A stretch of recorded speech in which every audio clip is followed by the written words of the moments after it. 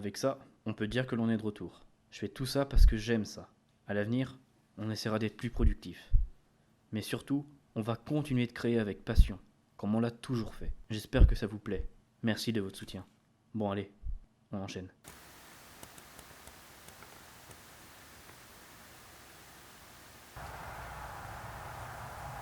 Ouais, Dono, Ouais bro, t'en es où? j'arrive dans 5 minutes. Ok, super.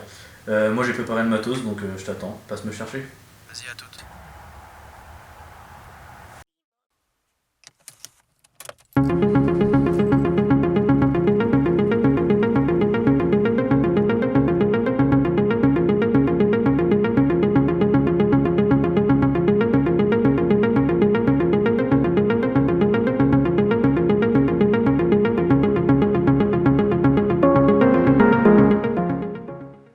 Bonjour à tous et bienvenue dans ce troisième épisode de la projection.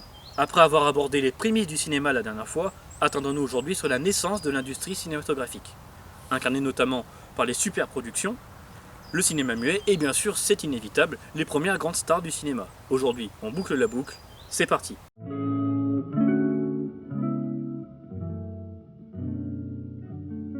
Très vite après son invention, le cinéma, en plus de devenir un art, devient une industrie. Sa démocratisation intervient très vite, à partir de 1910, et on observe alors une multiplication de réalisateurs de talent. Parmi eux, David Ward Griffith, réalisateur inventif et surtout très prolifique, qui est auteur de pas moins de 400 courts-métrages en l'espace de 5 ans. D'ailleurs, en voici quelques rapides extraits. Les Aventures de Dolly est le tout premier film de David Ward Griffith. Il est sorti en 1908 et a une durée approximative de 12 minutes. Il est souvent considéré comme le tout premier film scénarisé. Les films précédents, comme ceux des Frères Lumière par exemple, étant pour la plupart des films expérimentaux. Avec certes une mise en scène, mais pas de scénario. The Unchanging Sea est donc un court-métrage sorti en 1910. Le court-métrage prend place dans un décor très maritime où un marin est échoué sur une plage. Il se retrouve amnésique et après plusieurs années d'errance, il retrouve enfin sa famille.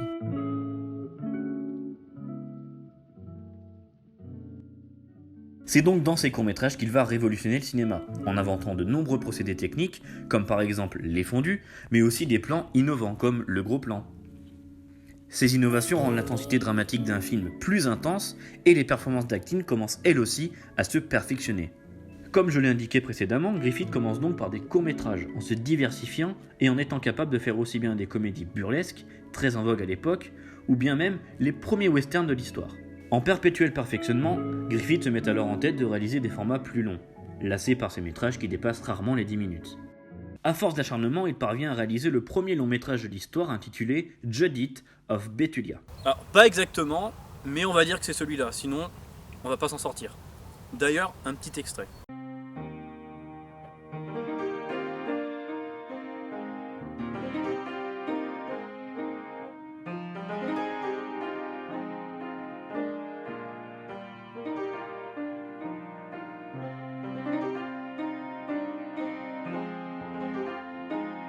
Griffith trouve alors le moyen de moderniser l'écriture d'un scénario pour raconter une histoire plus longue. Il expérimente également une nouvelle technique de montage, le montage parallèle. Là, ça mérite qu'on s'arrête quelques minutes pour parler du monde merveilleux du montage. Je vais essayer d'être bref. Le montage, c'est l'ossature d'une production audiovisuelle. Que ce soit dans le domaine télévisuel... Quelle mer fermée de l'Asie occidentale est bordée par la Jordanie et par Israël? C'est la mer Noire. Dans le monde de l'internet... Et je compte et recompte le détail, je prends la CB, les chèques et les virements PayPal. Ou bien dans l'industrie cinématographique, le montage est présent partout. Looks like those lewds are working their magic on Donnie right now.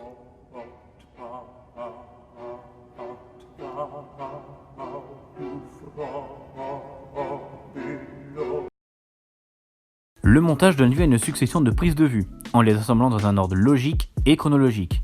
Mais attention, ce n'est pas toujours le cas. En d'autres termes, un montage réside dans le simple fait d'assembler différentes images. Il y a bien sûr plusieurs façons de construire son montage. L'invention de Griffith, le montage parallèle, a pour but de juxtaposer deux séquences, sans lien temporel apparent, pour par exemple comparer deux situations différentes.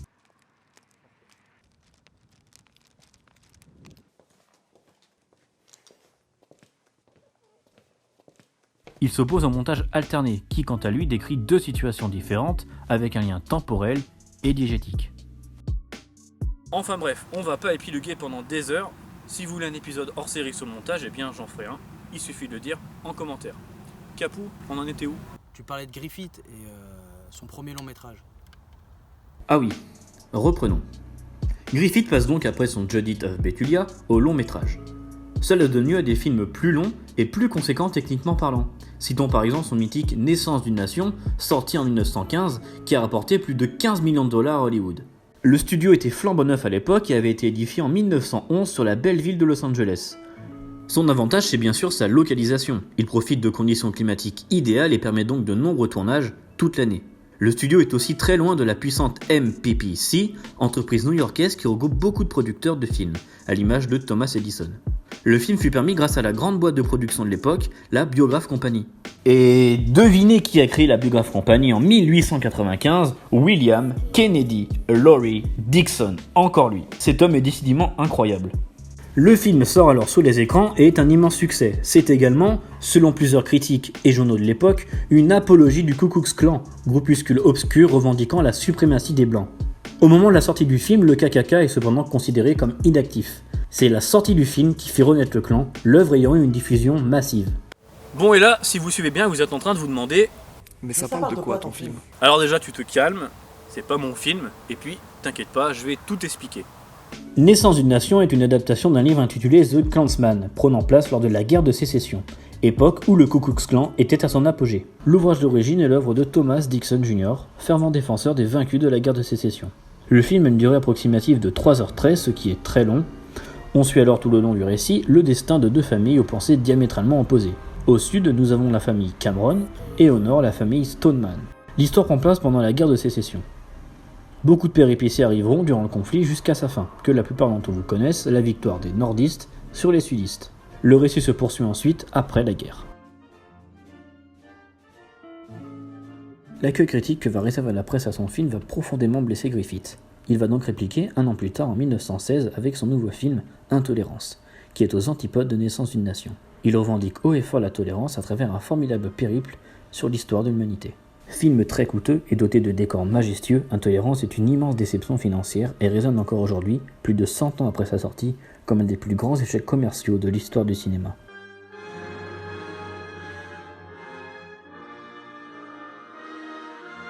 Comme on a pu le voir avec Griffith, on assiste à la mise en place d'une véritable industrie. C'est aussi à cette époque que les premières grandes stars du cinéma se font connaître, à l'instar de Buster Keaton ou alors Charlie Chaplin. Au même titre que Méliès, évoqué dans l'épisode précédent, Chaplin est sûrement l'artiste qui a le plus apporté au cinéma.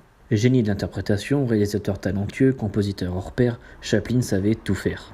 Il est l'auteur de films mondialement connus et sont pour la plupart considérés comme les plus grands chefs-d'œuvre de l'histoire du cinéma. Élevée dans un milieu artistique en Angleterre, d'un père chanteur et d'une mère danseuse et chanteuse d'opérette, elle était connue sous le nom de Lily Harley. Jeune, il perd son père emporté par une cirrhose du foie. Sans le sou, sa mère dut se séparer de ses enfants.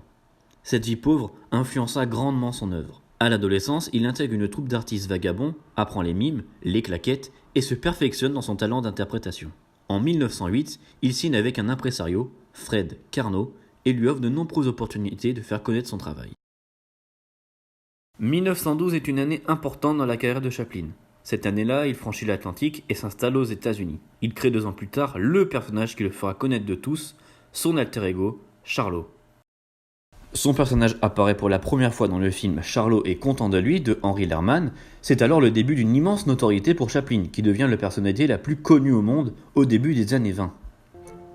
Chaplin devient réalisateur en 1915 en réalisant The Trump et finit même par construire son propre studio de cinéma en 1918.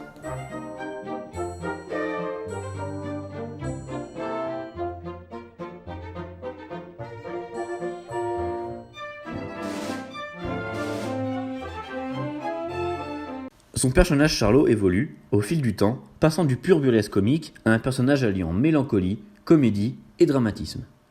Chaplin n'hésite pas non plus à utiliser Charlot afin de faire passer des messages politiques et dénoncer les maux de sa société.